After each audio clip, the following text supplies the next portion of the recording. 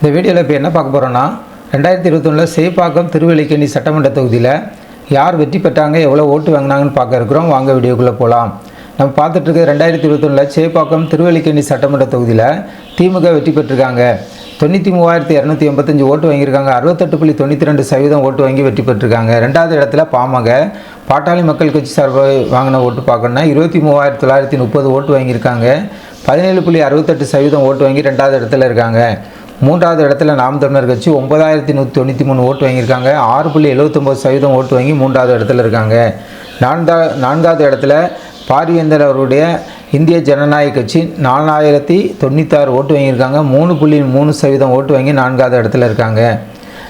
பாமகவுக்கும் திமுகவுக்குள்ள வெற்றி வாக்கு வித்தியாசம் ஓட்டு பார்க்கணுன்னா 69,355 ஓட்டு வாங்கியிருக்காங்க. 51.24% ஓட்டு அதிகம் பெற்று திமுக வெற்றி பெற்றிருக்காங்க. இது உதயநிதி ஸ்டாலின் அவர்களுடைய வெற்றி பெற்ற ஒரு தொகுதியாக இருக்குது. பதிவான வாக்குகள் 2021 எடுத்துக்கிட்டோம்னா 1,35,344 ஓட்டு பதிவாயிருக்கு. 57.82% ஓட்டு பதிவாயிருக்கிறத பார்க்குறோம். 2021 இந்த சட்டமன்ற தொகுதியில் எடுத்துக்கிட்டோம்னா சேப்பாக்கம் திருவல்லிக்கேணி சட்டமன்ற தொகுதியில் திமுக வெற்றி பெற்றிருக்கிறத இந்த வீடியோவில் பார்க்குறோம்.